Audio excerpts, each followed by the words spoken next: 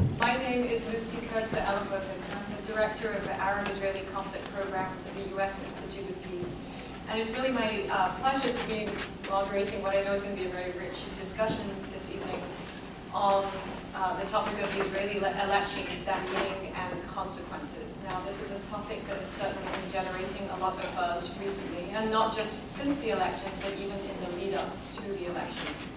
And I think that's because for a lot of people who were following this, the outcome of the elections were being seen by a lot of people as a litmus test of sorts on a number of issues.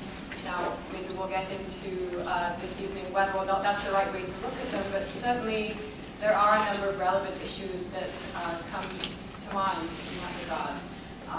Everything from, and this is probably not an exhaustive list, but the U.S.-Israel relationship, prospects for the Israeli-Palestinian peace process, implications for the ongoing negotiations with Iran and P5+1, and certainly last but not least, implications for the Israeli society and domestic politics, what it says about Israeli society and domestic politics in that country. And I'm quite sure we'll be getting into those and maybe other issues this evening. We couldn't have two better speakers to walk us through those, so I'm going to do some brief introductions. Starting to my immediate right, Professor Yoram Peri, who many of you are already familiar with. He's a professor here at the University of Maryland. He's the Abraham S. and Jack K. Chair in Israel Studies and director of the Joseph and Alma Gildenhorn Institute for Israel Studies here. Professor Peri is also a former political advisor to the late Prime Minister Yitzhak Rabin. He's founder and former head of the Chaim Herzog Institute for Media, Politics and Society, and professor of political sociology and communication in the Department of Communication at Tel Aviv University. In addition to his academic career, Professor Peri is also a prolific author, so part of his academic career. He's also a journalist, political commentator. During Golda Meir's term as Prime Minister, he was the spokesperson for the Israel Labour Party and its special emissary to Europe. I could go on and on. I'm going to do a shameless pitch from my own institute, USIP, that we're extremely thrilled that we can also say that Yoram Peri was a senior fellow at USIP. I forget which year. Okay, so it's something I'm proud of, and I should say I can also claim a similar connection for our next speaker, Shlomo Brom, who was a senior scholar, visiting scholar at USIP. I'm not sure which year that was either. 2000. So 2005. So I'm going to claim some USIP credit here too. So Shlomo Brom is a visiting fellow currently with the National Security and International Policy team at the Center for American Progress, where his work focuses on U.S.-Israel relations, Middle East security issues, and the Iranian nuclear program. He's also a senior research associate at the Institute for National Security Studies and a former brigadier general in the Israeli Defense Forces, where he was the director of the Strategic Planning Division in the planning branch of the General Staff. General Brom has participated in peace negotiations with the Palestinians, Jordan, Syria, and in Middle Eastern regional security talks during the 1990s. He's been involved in countless Track 2 efforts since his retirement from the IDF, and was named deputy to the Israeli National Security Advisor in 2000. I've already mentioned the USIP connection there. Also a prolific author. I could go on and on with the bios of both, but I think what we should do right now is jump into the discussion. I will hand over time. We'll have time for some audience Q&A, and maybe you'll allow me some of my own questions before that.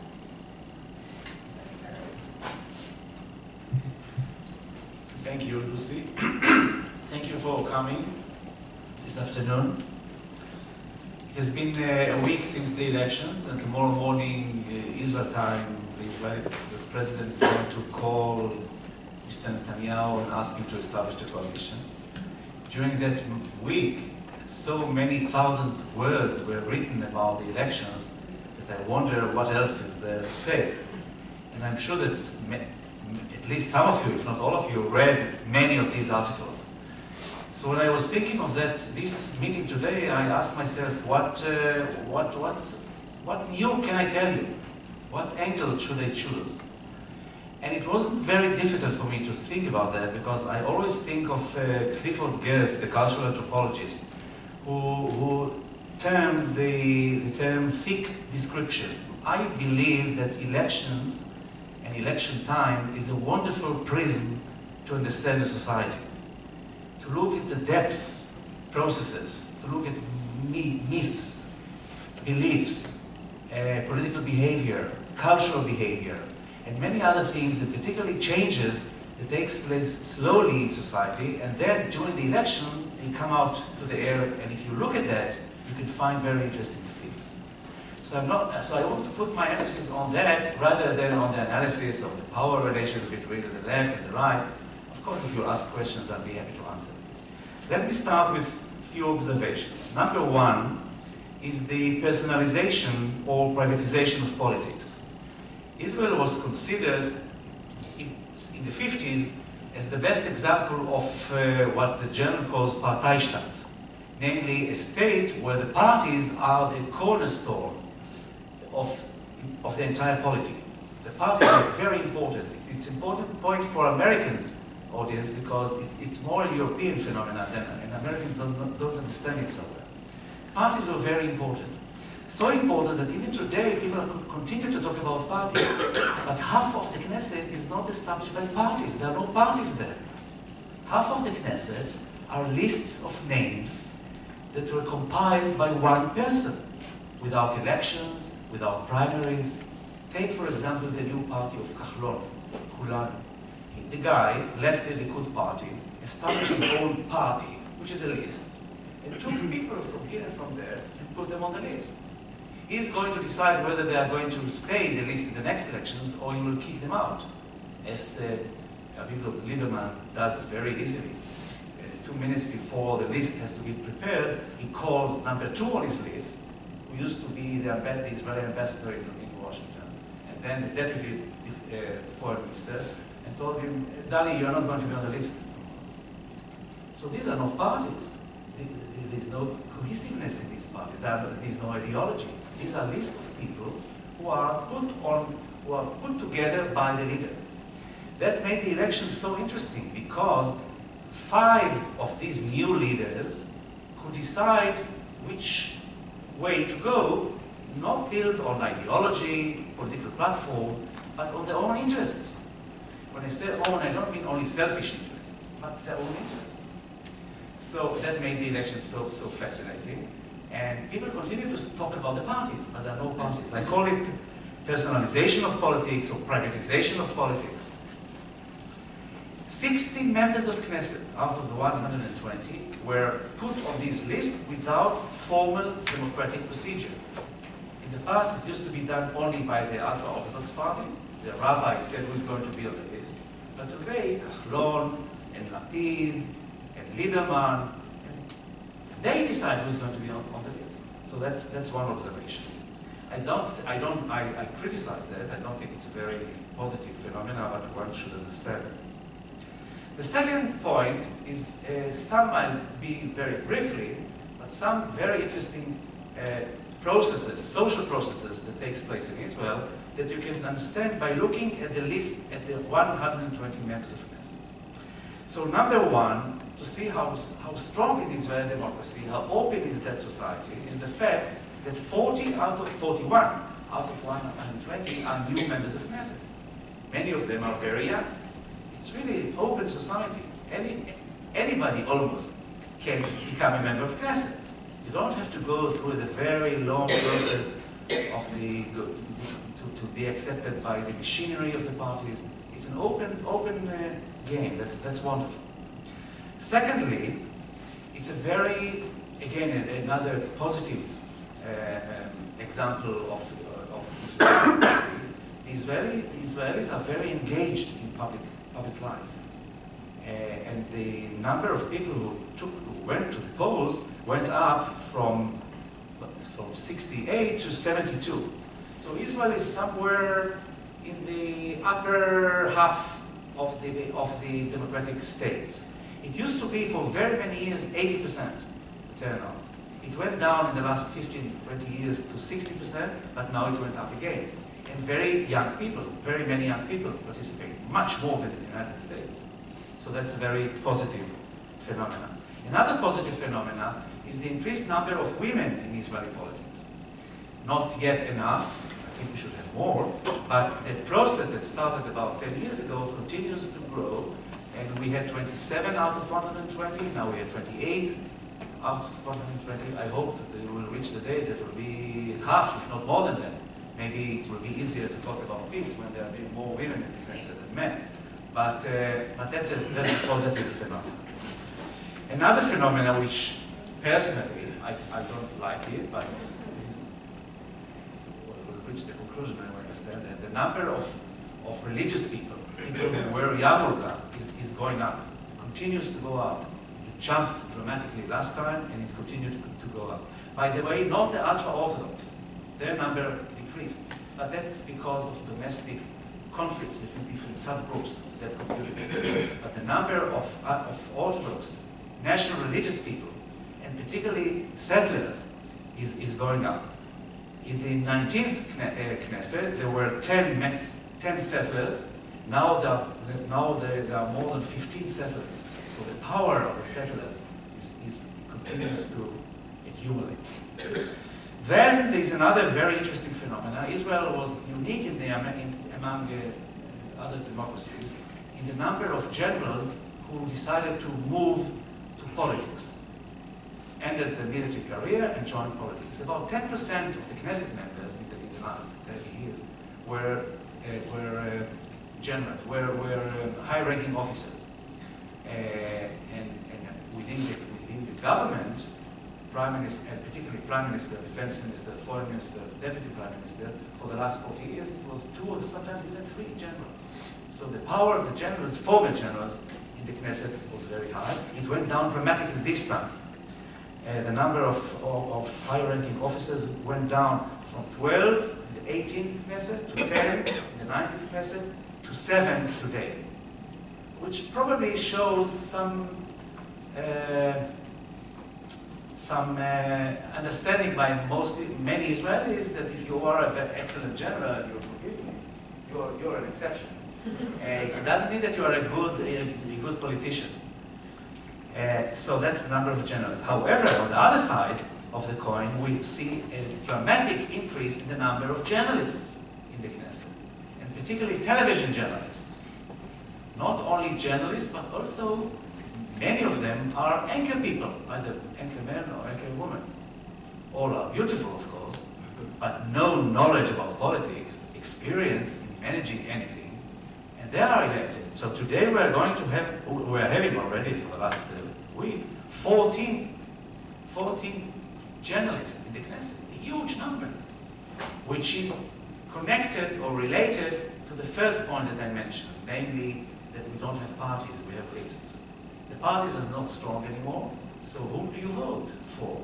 For people who are celebrities. It's a celebrity culture. And the leader of the new party picks up celebrities, and who is more celebrity than a television anchor man or anchor woman. And therefore we have so many of them in the Knesset. I don't think that that's a very positive phenomena, because some of them really don't have any experience in public life, in responsibility. They are very new to the field. So you see that there are very many changes in society, and I can go on and mention 5 or 6 more, but I want to go to the third point. Just one related point is the number of Arabs in the Knesset went up. It went up from, first of all, the number of Arabs who participated in the election went up. It was very high in the past, went down dramatically. They expressed their feeling of not being connected or included in Israeli society. But this time, the number went up again. It went up from 56% to 69% of participation, turnout. The number of members of Knesset, Arab members of Knesset, went up as well, and two or three were added. They had 11 and now they have 14. So three new men. Sorry? 13. From 11 to 13. So 2 more were added, which shows you not only that it is because of the higher turnout, it shows you that once they're organized, they can exert some more influence than they did in the past. So these are some cultural and social developments which are quite interesting. I want to move to another point, and this is why Netanyahu won, which is the most interesting phenomenon. So you will find that there are 4 explanations. And I read, I guess, if not all, 80% of the articles by Israeli pundits who now know everything. It reminds me of a story. In 1996, the elections to the prime minister, it was Netanyahu versus Peres. The Israeli foreign ministry decided to give treatment to the foreign journalists and to the foreign diplomatic corps. So they convened all of them in Jerusalem in the evening of the elections. There were 400 people in the hall, and they brought 3 experts, the experts of Israeli politics, to talk to them. We started at 8 o'clock in the evening. We spoke for 2 hours about the Israeli structure, processes, powers, etc. At 10 o'clock, we watched the exit polls, in which Peres won. So between 10 and 11:30, all 3 of us explained why Peres won. And at 11:30, there was not much more to say, so we left. I was going to Tel Aviv. Half an hour later, in my car, I heard that Netanyahu won. Since then, I never forecast before elections. I forecast only after the elections. But anyhow, so why did he win? Number 1 is the theory that the most important element is the leadership, the figure, the personalities, Netanyahu versus Bougie Herzog. And indeed, if you compare the two, Netanyahu always, even in the darkest hours, was considered much better leader than Bougie Herzog. And we can go into details. I will tell you now, maybe later on, with questions. He was perceived as better, experienced, stronger.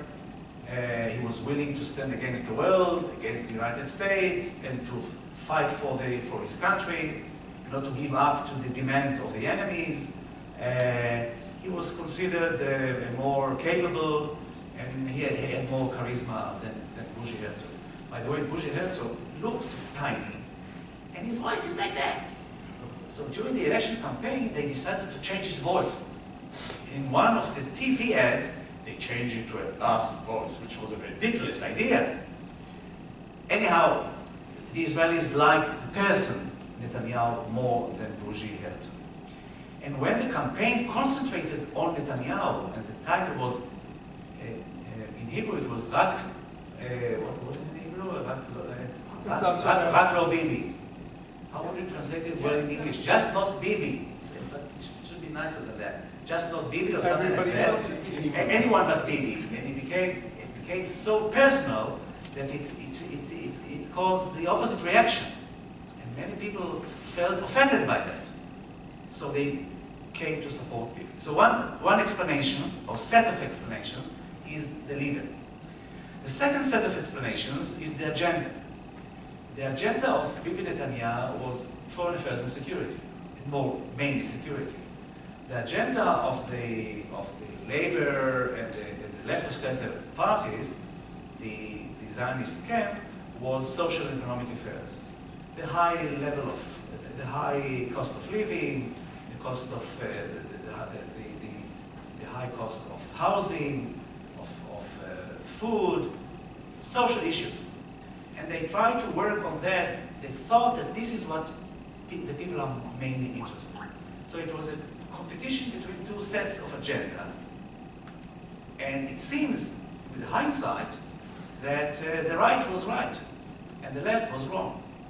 People thought that the security issue is much more important than the cost of living, and therefore they supported Netanyahu. That's the second set of explanations. The third one has to do with the campaign itself. And if you analyze and compare the 2 campaigns, the campaign of Netanyahu was much better, particularly the last week, when he realized that things are going not according to his plan. He decided to start a major campaign. They call it a Blitz campaign. And the guy who did not give interviews for 2.5 months, came on any channel, any program that asked him. In the last week, he gave 1,450 minutes of interviews, which is 24 hours non-stop in 5 days. He spoke about, and he mentioned the same topics. Bibi had, what do you say in English, likes? Likes. Bibi had 1,250,000 likes, and Bushi had only 100,000 likes. Who is going to win with this? It's better than elections. It was really a campaign. Now, the substance of his message was very nasty, because it was really playing a racist, I would dare say racist themes. He spoke about the danger of the Arabs taking over Israel. He spoke about the Zionist camp as post-Zionist, which is non-Zionist, which is supporting the enemy. And he called his supporters to go out and to fight against the leftists who are going to sell the country. So the campaign was, from objective point of view, or from moral point of view, it was a terrible campaign. But from a professional or objective point of view, it was a wonderful campaign. And no wonder that it was able to change the atmosphere in Israel and to move some people into voting for him. And that is because, and I'll get to the last point, because he played very well into the most important element, which I believe is the most important explanation of the elections. The elections in Israel determined because they played according to the Israeli politics, which is politics of identity. Israel is divided, and we even use the terms tribes. Israel is divided to tribes, and people support the tribe they belong to. So if you are an ultra-Orthodox, you will support one of the ultra-Orthodox parties. If you're a national religious guy, you will support one of the national religious parties. If you are Ashkenazi and better off, you will support the left, or the moderates if you want. And if you are Mizrahi, Oriental Jew, you will support the right. People support the parties that belong to their camp. And Bibi Netanyahu understood that, and therefore he did not try to move people from other tribes to his tribe. He did something which Israeli pundits call cannibalization. He moved people from other parties within his own camp to vote for him. He told them, listen, the guy who is going to have the largest number of seats is going to be invited by the president to establish a coalition. So don't vote for the other parties who are in our camp. Vote for me. And therefore he was able to shift 4 or 5 seats from other parties within his own camp. Bushi Herzog was a much more civilized person. He didn't want to touch these parties. So he didn't have such a fierce campaign. And therefore, Bibi Netanyahu was able in the last week to transfer 4 or 5 seats from within the same camp into his party and support him. Now the thing is that the camps are ethnic, religious, socio-economic base, regional background, all are the same. So the Labour Party won, or I still call it the Labour Party, the Zionist camp was able to win the 2 top echelons of Israeli society, only the 10th and the 9th. The 8th was divided half and half. And the 7 lower echelons, all of them voted for Netanyahu, or for the right-wing camp. If you look at the state geographically, the center, Tel Aviv, to a certain degree Haifa, and few small areas voted for the left. The entire country, north and south, those who suffered from the Hezbollah in the north, and those who suffered from the Hamas in the south, and criticized the government, supported the right. It was clearly a social distinction between these tribes and between these camps, and Netanyahu was able to talk to the majority of the people in their language. And out of these, I don't think that you can differentiate between the geography, the socio-economic level, the political perception, and religion. I would put religion as the highest element among this cluster. The more religious you are, the more you vote for the right.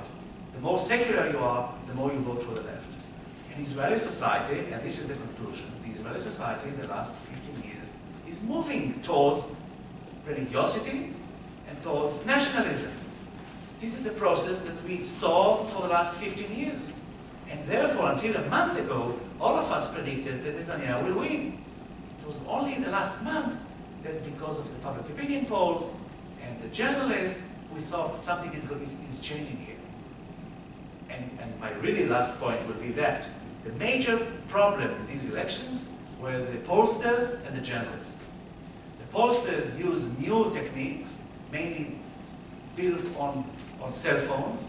Their sample did not represent the entire distribution of the Israeli population, and they were wrong. And the journalists covered their own tribe, the Tel Aviv bubble, and there was a change.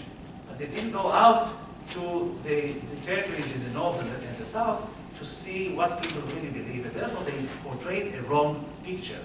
And once the picture was revealed later at night, they were all in shock. So Netanyahu understood the public era, the public atmosphere better than the others, and he won. And because he reflected more the Israeli society, which continues to move to the right and towards more religiosity, religion as a political phenomenon. And I believe that with the new government, this process will accelerate. Thank you. Thank you. Look forward to diving into some of those points more during questions. Move to the actual what's on the implications of what has happened. Yeah. Thank you, Lucy. I am going to focus on the foreign policy, security policy implications of the results of the elections. Well, Mr. Netanyahu, the incumbent, won, so it shouldn't be so difficult to try and predict what will be the policies. We can say basically that he will continue with the same policies. So the question is, what were the same policies? What were his policies? And to make a long story short, I will say that basically on these areas of foreign policy and security, the core of the policies of Mr. Netanyahu was to continue with the status quo, to retain the status quo. And the reason for that are basically two. One of them is the basic perception outlook of the right wing in Israel that we live in a dangerous neighborhood. And this perception was, of course, fortified because of the events of the last 5 years, all the upheavals in the Arab world, the turbulence, ISIS, actually disappearance of state systems and so on. So it's difficult to know what will happen. We cannot take risks. We cannot really resolve any problem. What we can is only manage the problem. Manage the conflict, manage the problems. We cannot resolve anything. It's not dependent on us. However, saying that he will continue with the same policies says very little. Because, first of all, I said you want to keep the status quo, to retain the status quo. But the truth is that there is no status quo. There is no such thing. It's like, the old saying that you cannot cross the same river twice. Because the water flows, and you are crossing another river, other waters, not the same water. So, there is no real status quo, because things happen. Things in the environment, domestic development, etc. For example, demography changes all the time. Or another example that is very relevant to the Israeli reality, settlements continue in the West Bank. And that is not status quo, because it changes reality. And it creates a movement from a situation in which technically you can separate between the Palestinian population in the West Bank and the Jewish population of the State of Israel, to a situation in which it is more and more difficult, and at a certain point it will be irreversible, because it will not be possible to do this separation. It's very difficult to define this point, but the trend is clear. And domestically things change, because it will not have the same government. I saw that Yoram will speak also about the possible coalition and so on. He didn't do it, so I'll talk a little bit about that. This election campaign was, in my opinion, more vicious than the previous ones. Emotions were much higher. The contrast between the two political blocs, the two camps, were much more evident than in the previous elections.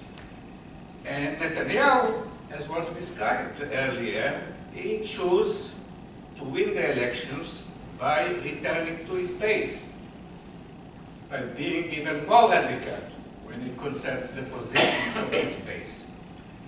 And because of that, now it is much more difficult for Netanyahu to compose a coalition that will be other than a narrow right-wing coalition. Coalition of the right-wing parties with the religious parties.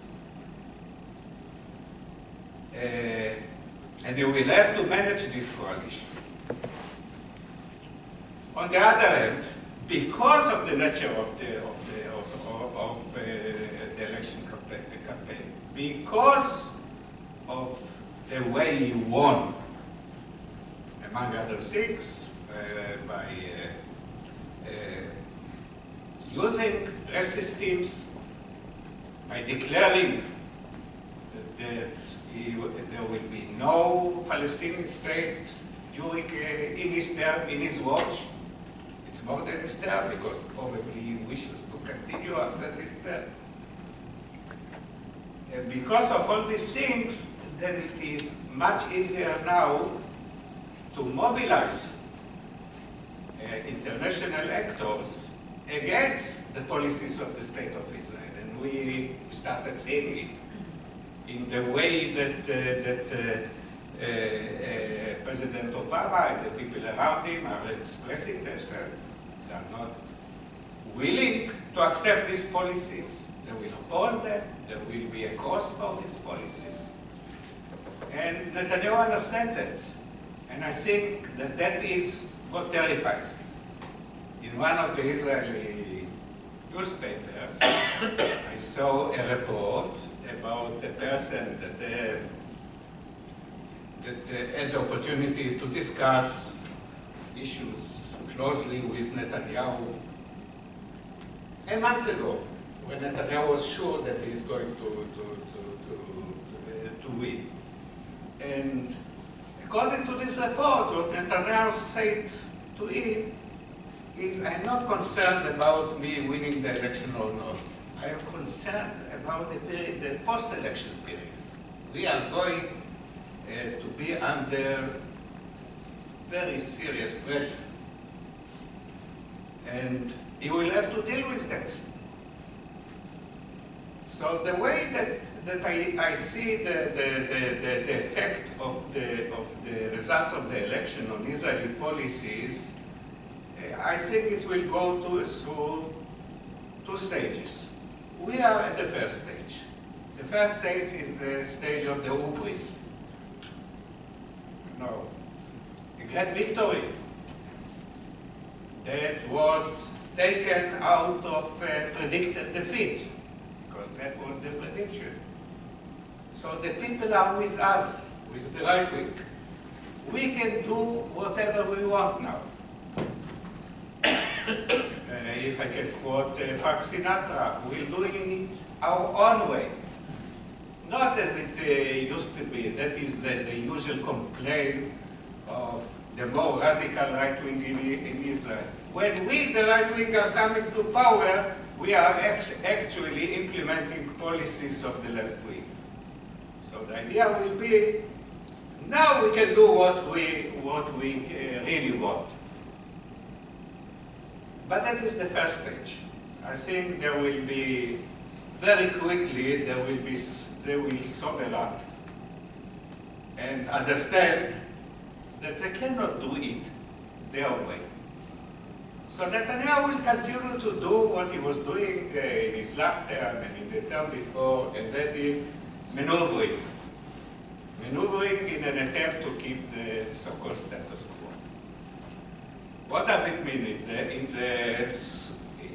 in the three different important issues that are relevant to the relationship between Israel and the external world, whether it be regional or the global?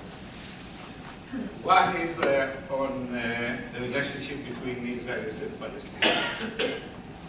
Well, I don't think that because of his concern of the possible pressure and the possible implications of his policies, you know, BDS, boycotts, divestment, sanctions, bad image, pressures in the international forums, etc. I don't think that because of that he will do a complete shift in his policies and following his denial that he changed his policies and now he is against the two-state solution. He will really try to negotiate an agreement with the Palestinians and resolve the conflict.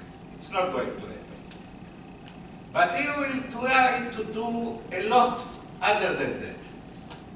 If his coalition will let him, that is the big if, because he will be dependent on more extreme right-wing parties.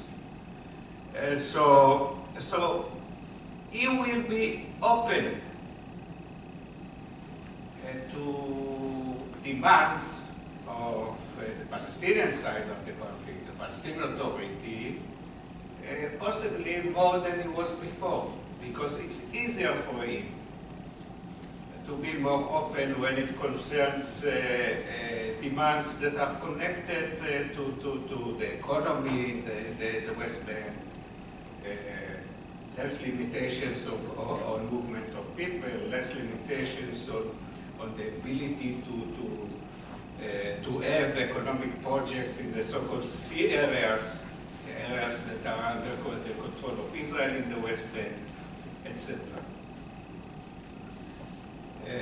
If his coalition will allow him to do it. Because I think that in all the recent campaign, election campaign of Netanyahu, he operated according to the main lesson that he learned in his first term of office, 96 until 99. And his main lesson was that the ones that can take him down are the right-wing persons, parties. He is based, and he has to satisfy. And I heard also some people speculating that we can go as further as, once again, try to implement some partial freeze of settlements, of settlement building in the isolated settlements. But it is also dependent on the reactions of the other party, of the Palestinians. And I think the Palestinian leadership is now very well aware of the fact that they have now stronger cards to play in the international arena. And it is also possible that by using these cards, for example, realizing there's threats to use the International Criminal Court against Israeli personalities, and they will force Netanyahu not to do the things that he, in my opinion, will want to do. That is on the Israeli-Palestinian trade. So we are not going to see major changes, and what I usually call the gradual slide towards a one-state reality that eventually will be irreversible will continue. The second subject is Iranian nuclear program and the relationship with Iran. As it is dependent on the question whether there will be an agreement or there will be no agreement. If there will be no agreement, I think that Netanyahu will not face a special problem, because then we are back to square one. The international community continues with the sanctions. Dialogue between Israel and the United States can be intimate again, in spite of the new distrust. But if there will be an agreement, then Netanyahu will face a very serious dilemma. Because this subject is really, in my opinion, a subject in which Netanyahu is operating according to his deep convictions. You know, some people tend to say that Netanyahu is doing everything because of political consideration, and it's only political survival that he is interested in.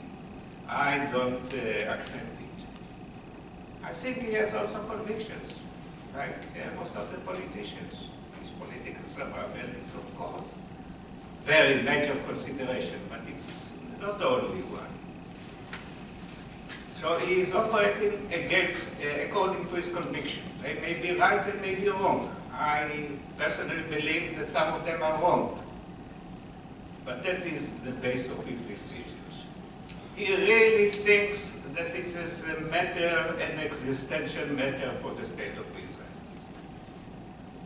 That Iran should not be allowed to have nuclear weapons, and any cost is justifiable.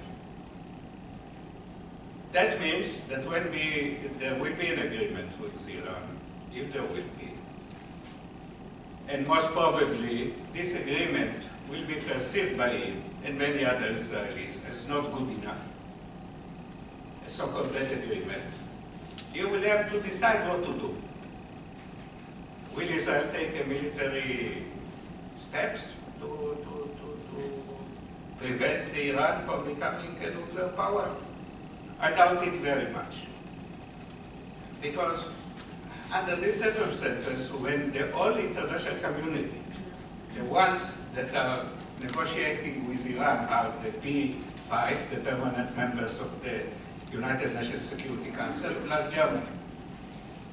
The whole international community is negotiating with Iran, concludes an agreement with Iran, and then Israel, against the will of the whole international community, will take military steps. I doubt it. It's too much for Netanyahu. Netanyahu is not the most courageous person I know. It's too great a risk for him. So he will be left with the option of continue to muddling in American politics. That is one possibility. Using the divided Congress of the United States, the divided polity of the United States. And there is even a slight possibility, in my opinion, that he will decide that there is no other choice but to give this agreement a chance. So he will speak very loudly against the agreement, but will not do anything. That's also a possibility. Now, the third subject that is important is, in my opinion, domestic issues that that have an effect on Israel's international relations, and mostly with the United States. And I mean issues of democracy and human rights inside Israel.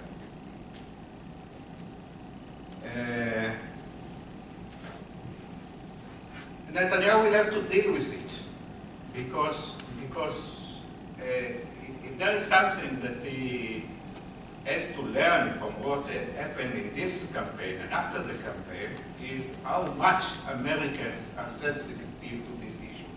I don't think that he expected this kind of reaction in the United States of President Obama and others, not only President Obama, even Republicans, to these quasi-racist assertions that he made. He will have to deal with it. But once again, and the question is whether his coalition will allow him to do it. Because from this coalition, most probably, there will be new initiatives for legislation that will be anti-democratic and anti-human rights. So one of the conclusions may be that one of the possible scenarios is that after some time Netanyahu will reach the conclusion that he cannot continue with this coalition. And we have to broaden this coalition. I don't think that he will do it now, but after some time, I think it's quite possible. Thank you. Thank you.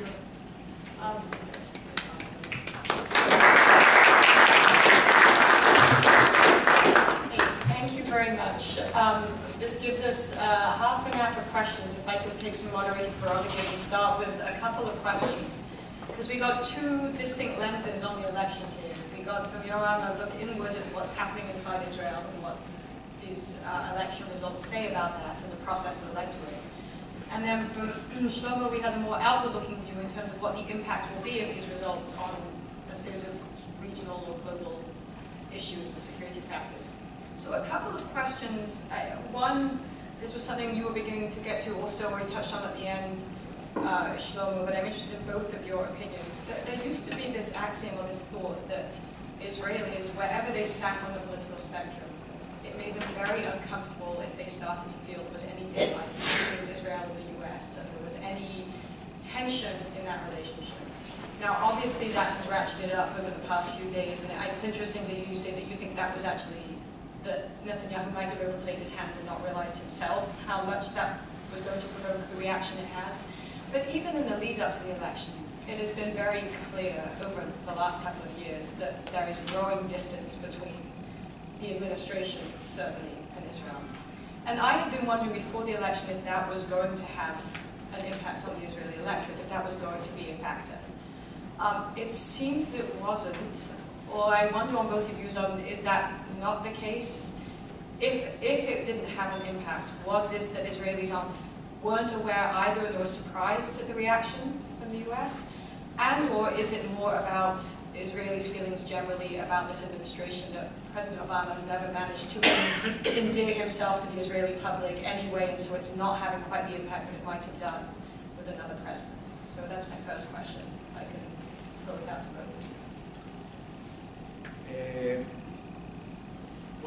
What we know already from previous experience is that when there's pressure from the outside, the majority of the embattled nation gets together around the leader and support the leader.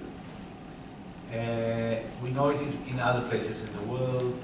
We knew it with Milosevic in Yugoslavia, and we saw the same phenomena in Israel in the last several years, and I think that it will continue. The majority of the people believe this is something that you have to be there to feel it in the air. How much people support the president, the prime minister, excuse me, because he stands against the world. And I'll give you an example. I spoke to a friend of mine who's an intelligent person about the growing gap between Israel and the United States. So he said, that's not important. United States needs us more than we need them. Now, this is not someone who doesn't understand international relations or doesn't understand the power of Israel. He's an intelligent and knowledgeable guy. And you have that sense, particularly, and you are right in saying that the majority of the Israelis believe that Obama is anti-Israel. He's for the Palestinians, and he doesn't want Israel's to support Israel in the way that they think he should support them. So it adds to the general rule that whenever there is pressure from the outside, you support your prime minister. It might change only if the elites, mainly economic and cultural elites, will change their mind. If there is growing pressure, the BDS for example, if the BDS movement will be more influential, people in the business community will start saying, well, we have to change that.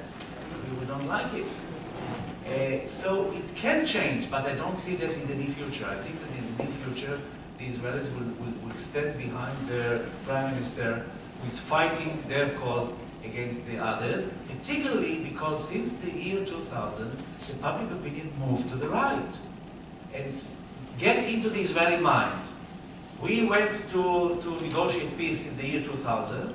The negotiations broke down. Since then, we had an intifada. And then we had an attack of Hezbollah in the north. And then we had an attack of Hamas in the south. And then we have ISIS and other terrorist groups. So there's no one to talk to. What we have to do is to stand strong against the enemy. And Netanyahu expressed this position very well, and therefore they will continue to support him until, if there is a dramatic change.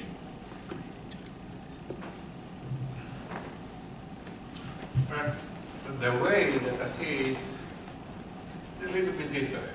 So it's closer to what you said in the past, because I don't think that the main issue is uniting around the leader against the others.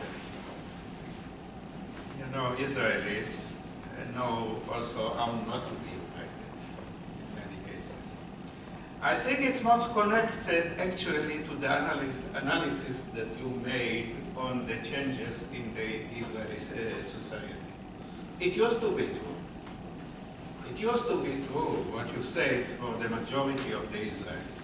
It was true in 91 when the Israeli voters understood that Prime Minister Shamir at the time helped the relationship between Israel and the US, and they punished him for it. But now, that is, we are approaching almost 30 years later, it's another society. And now there is a larger part of the society that is more religious, and because of that is more xenophobic, comes with that. Because for very religious people, it's us against the others, and the others are the enemy. You know, this kind of assertions like all the world is anti-Semite. They are all against us, and what we have to do is to protect ourselves, and we need a leader, a strong leader that will protect us. And when he is doing it, we have to support him. And of course, it is easier in the case of Obama, because Obama is not the regular US president. He's black, he's different, he has a Muslim name, you know, Barack Hussein Obama. So it's easier to portray as one of these enemies in the outside world. But the basic change is in the Israeli society.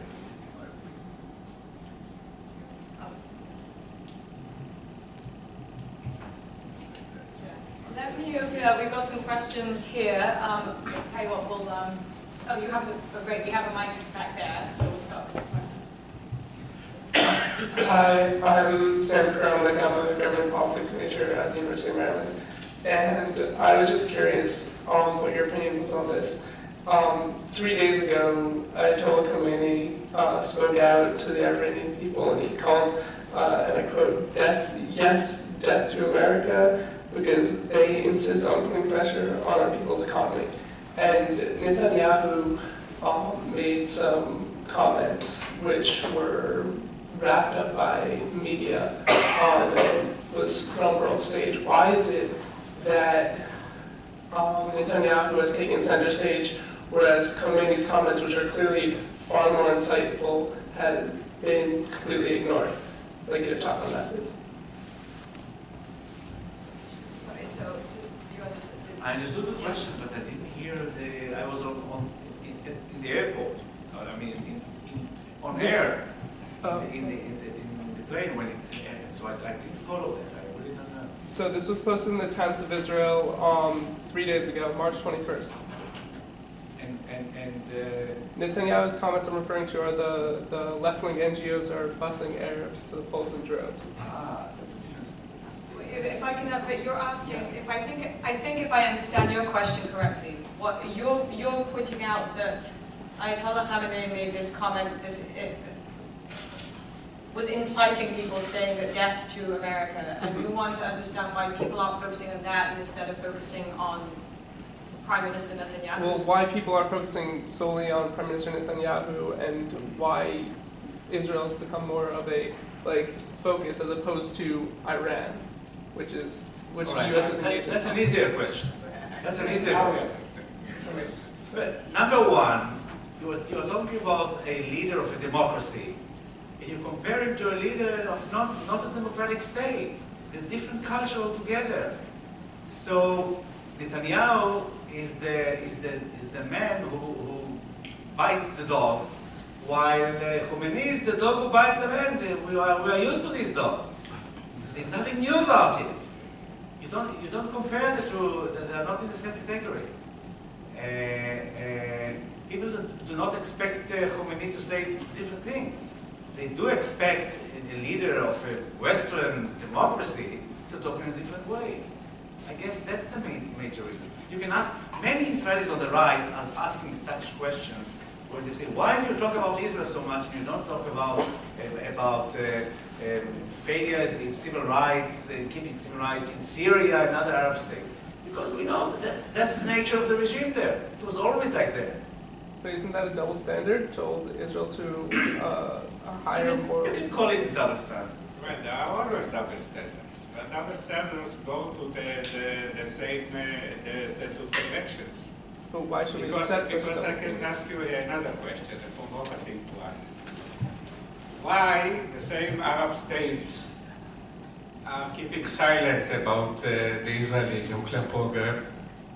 Because there is no Israeli And everyone is focusing on preventing Iran from having nuclear power. Because It's Iran the same is- double standards, but sometimes they are helping us Israelis, and sometimes they are a problem. I'm sorry.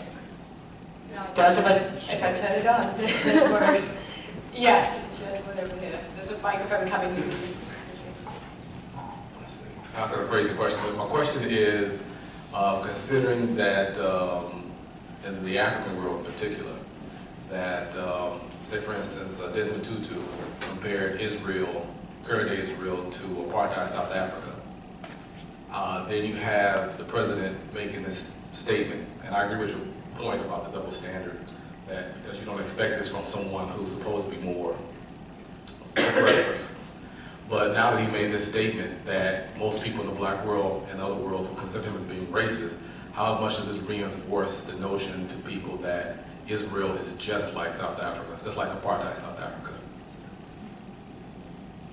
Well, it will strengthen this notion. It will strengthen this notion, which is not making full justice with Israel. Because, Israel is two states. There is the state of Israel within the 67 border, and the state of Israel within the 67 border is certainly not an apartheid state. I am not arguing that the Israeli Arabs have no problems. They have many problems. But if you take the Israeli law, for example, they are equal according to the law. That doesn't mean that, for example, there will be no Israelis that would not like to rent their apartment to an Arab. They will prefer a Jew. Because people are people, and there are different levels of racism against people. But the system in Israel, within the 67 border, is not racist. It's a real democracy. And to some extent, some facets, it's a better democracy, in my opinion, than the American ones. For example, the election system is much more representative than the American one. And there is the other state. And the other state is the occupied territories, the West Bank. And there, you can argue that there are some phenomena, some facets of the occupation that resemble apartheid. I cannot deny it. I'll add to that an answer that one of my students yesterday gave in the classroom.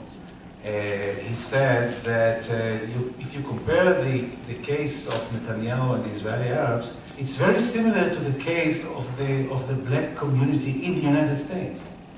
The efforts done by the Republicans to prevent blacks to vote is very similar to what happened, what Netanyahu tried to do, to outmaneuver the Arab community.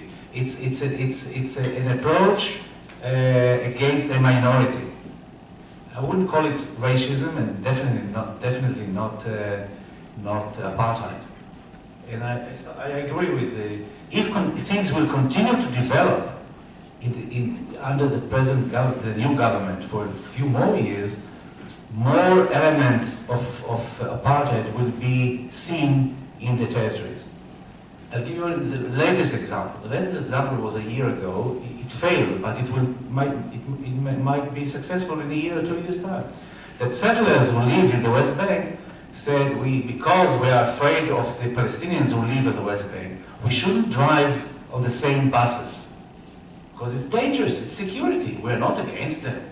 We are for equality, but it's frightening. So let's have buses for the Jews, the settlers, and buses for the Arabs. This idea was not accepted a year ago. In 2 years' time, if things will continue to develop, that might happen. But not inside Israel and not yet. Other questions before we go back to someone who's had a question? There are other questions here? Hold on. We will get back to your question if we have time. We just want to give everybody a chance. Okay, so how do you think the election would have played out if, say, Herzog and Netanyahu switched bodies? So, the perception of Herzog would have been like Netanyahu, an extremely masculine president, and vice versa.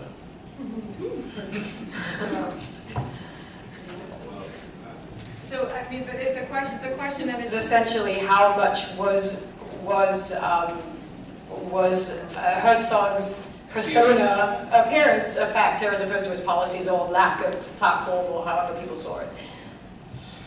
The phenomena of the demise of parties and personalization and personification of elections is well known among researchers of politics in Europe, in other places, and in Israel.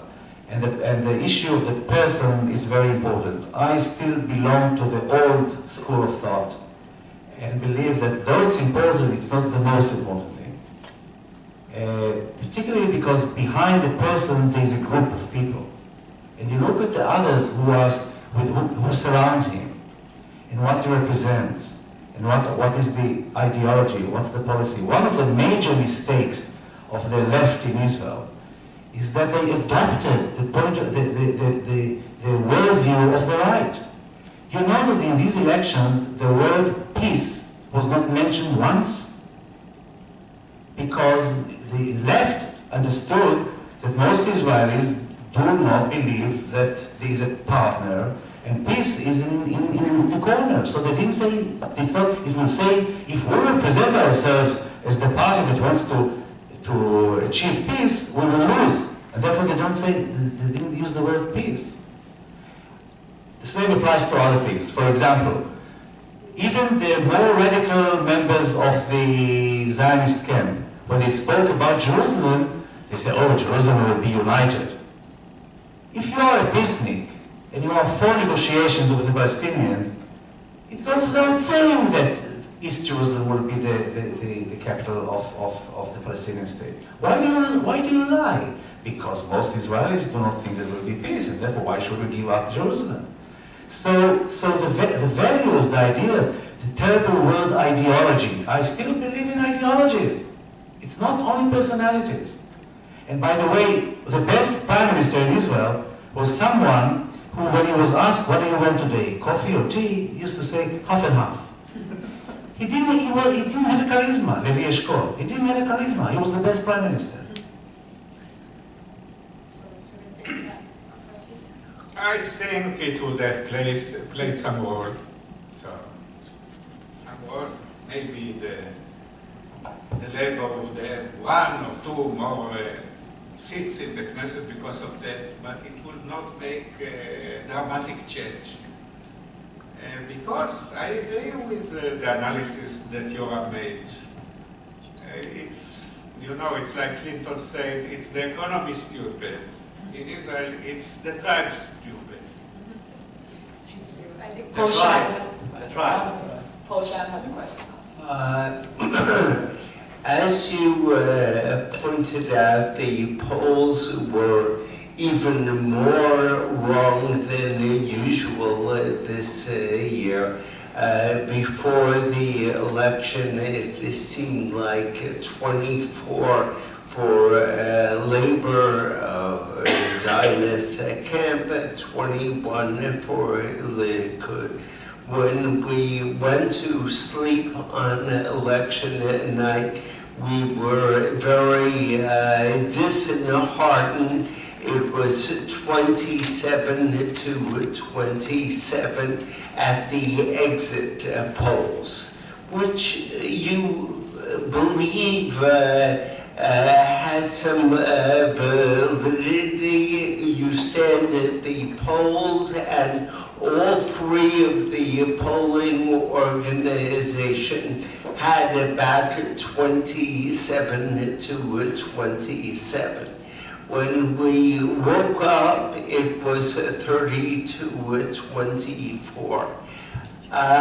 Do you have any explanation why the exit polls, which seems not rocket science, were so off universally and so skewed in the wrong direction? Thank you. Let's distinguish between the polls and the exit polls. The answer to your question about the exit poll is more difficult. But so I'll start with the other issue, why the polls were so wrong. The reason is the following. First of all, the sample is very small, about 500 people. Automatically, the margin of error is 4%, either +4 or -4. The difference between winning and losing in Israel is within the margin of error. 2 seats here, 2 seats there. So the benefit of the polls is redundant. In addition to that, these polls were conducted only with, as I said, with cell phones, and therefore it did not represent the entire population. A very high level of people do not answer. So how do you measure the no answer? If you have a door-to-door poll, then you can ask many more questions. What did you vote last time? Whom do you like more? What's your opinion about the probability of peace, etc. And you can guess. With cell phones, you cannot do that. You have very small number of questions. So you are left with very many answers which you cannot analyze. And therefore, the advantage of having these polls is just to see very general trends, but not the figures. So this, and therefore, and we knew that, and people in the academic field, like Gabi Weinman from Haifa University, wrote several times during the elections, don't believe the polls, they are wrong. The exit polls is more difficult because it built on thousands of people, and what you have to do is simply to put in an envelope next to the envelope that you put in the real poll. Why was that wrong? So the answer of the pollsters was that people cheated, they lied. It's probably true. People did not reveal the truth. They didn't say what I can understand some people, the Russians. They are suspicious of any representative of the government. So why should I know for whom I voted? Who knows? Maybe they will find my name on it. They don't say the truth. Probably other groups do not. The Orthodox do not probably lie as well. Though I think that the Bible will forbid doing that, but maybe in polls you can do it. So the polls are not a scientific thing, and the whole idea of exit poll is ridiculous because its validity is for 2 hours.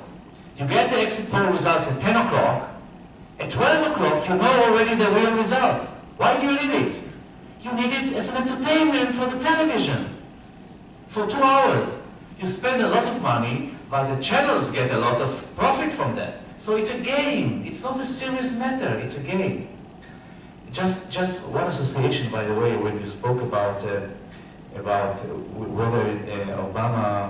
whether Netanyahu will decide to attack Iran, I saw this today in the afternoon, a very interesting piece of information that within the base of the Air Force, the percentage of people, pilots and the families who voted for the left is much higher than in other places in Israel. So if you ask the pilots to do it, they will say, well, we're not sure we want to do it. I'm joking. As a general in the Israeli Air Force, I am not surprised. And because of that, I have an explanation that is little different, little similar. I don't think that the pre-election polls were bad. I think that they represented the real picture. But publication of polls pre-election stops 4 days before the election. And I think that in these 4 days there was a dramatic change. And from the information that we are getting that is leaking, from the parties themselves, we know that in their polling, because they continue to poll during this day, they saw the change taking place. So I'm not sure that the picture that the pre-election polls presented was wrong. It's quite possible that it was good. The real problem is with the exit polls, and my explanation why people are cheating is connected to the main theme in this evening. That is the politics of identity and tribes.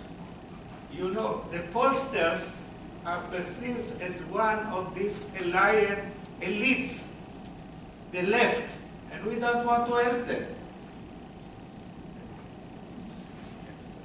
Yes, we have a question over here, please. Thank you. So first I would like to make a comment about the exit polls. Exit polls assume that nobody's acting strategically. But in fact, all the people who supported Netanyahu had a reason to say that they didn't support Netanyahu to increase the turnout of the settlers and so on, to make it appear. Exit polls are after the Right. Exit polls were only announced afterwards? Yes, the end. Okay. Voting, So the second question I had was, I had a question that Yoram said that he liked to think of elections as a time when you can really get a thick picture of the cultural ethos of a country. And I would want to ask the following question.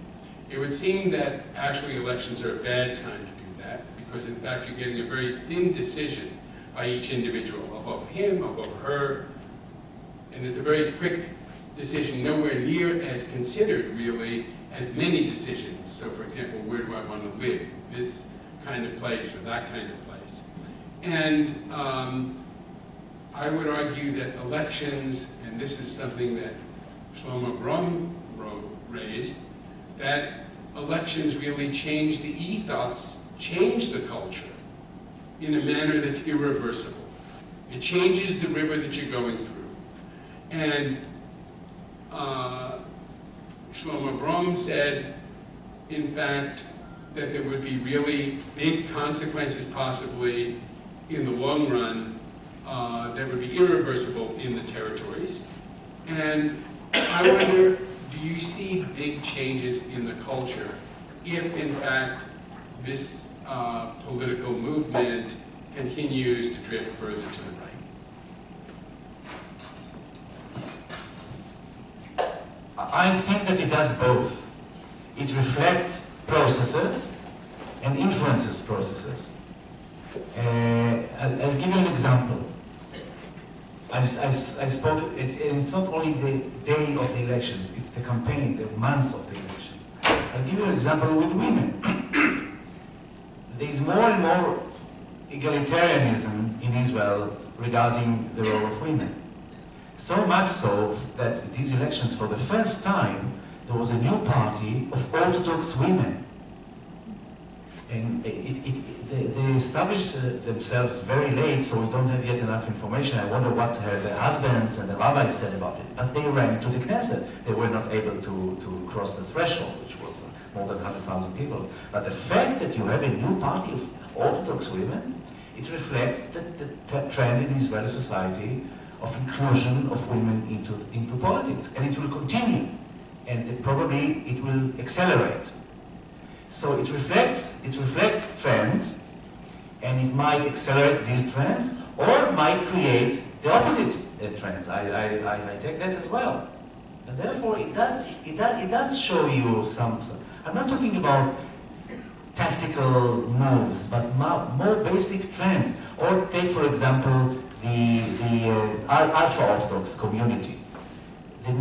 Take another example. The middle class in Israel split between two new parties. One was previous elections 4 years ago of Yesh Atid, of the middle class, upper middle class Ashkenazim who voted for him, for Lapid. And then a new party was created now, Kahlon's party. They reflect the new upper middle class of Oriental Israelis, Oriental Jews. A new phenomenon. They didn't vote for Likud or for Shas, the religious party, but for Kahlon. It's a new, very interesting phenomenon. A guy from, a colleague from Bar-Ilan University wrote about them. They will stay there. So, and before that, we didn't know what's happening to the new middle class of the Oriental Jews. So you can see some things that you're not aware of, and the election period throw light into these developments. How it will continue, it's a different story. I use the same thesis when I described the assassination of Prime Minister Rabin. I said that the assassination reflected some cultural developments, and assassination will impact the new. In that particular case, I said that political extremism and political violence will grow, and indeed it did grow. We are at time, although we have someone I think who had a question. Could we take just 2 more minutes to take one last question? Is that possible? I'm sorry, I didn't see you. No. We are all for PhD students, and therefore whatever she wants to ask, she will ask, and will stay until the last minute. Good night, Yoram. I mean, I have some thoughts on the women in politics in Israel, but we can talk about that later. We're talking about how this election is about change, and you guys were talking about change, but really in terms of camps, the size of the camps actually stayed quite stable in the elections. And in fact, I wonder if what's really changing is like Shlomo said, that the external environment is changing. What the elections really show pretty consistent trends in terms of Israel, and something that's been going on for quite some time, the last 15 to 20 years.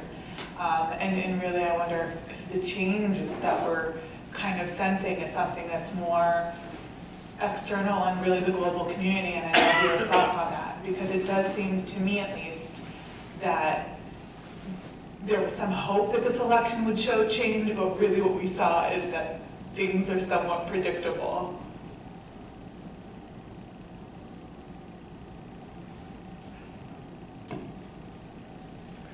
I think that there is an optical illusion,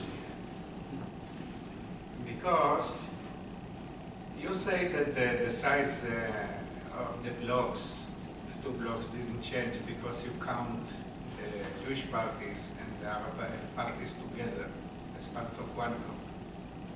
But once it used to be a split within the Jewish vote. And within the Jewish vote, there was a kind of tie between the two sides, because the Arabs were not counted. So actually, what I think that I personally, because of my political conviction, I am very sorry that it is happening, but I think that there is a change in the relative size of the right wing, and the center left wing. Especially when you don't play with numbers, because how you count Kahlon. It's very convenient to say it's part of the center. But on foreign policy and Palestinian, etc., it's right wing. But even when you're talking about security, the Israeli security narrative has not changed. It is very consistent. It's part of why people vote for Netanyahu. Is Mr. Security. The dramatic change that will happen in Israel will happen, one, when the left will develop a new concept, a new political theory, a new political Torah, and present it to the people, and will need some years to educate the people. Part of it will be a dramatic change in the attitudes toward the Israeli Arabs. The Israeli Arabs are the best allies of the Israeli left. Now they are still considered the other. And therefore the left in Israel is losing 10 or 12% of the voters. In Poland, between the 2 world wars, there was a very similar situation. There were 2 parties, one the nationalists and the other the leftists, Pilsudski's party. They said that a Pole is anyone who has a Polish citizenship. The definition of citizenship was based on politics. And therefore, they saw the minority as legitimate. And they were in power because of the minority. The other party, the party of the right, defined citizenship based on blood. And therefore, the non-Polish were not considered kosher Polish. Now, the kosher word is very important, because the democratic group on the left were supported only because of the Jews. The Jews gave them the majority. It's time for the Israelis to see that the Arabs are the Jews of Poland between the 2 world wars.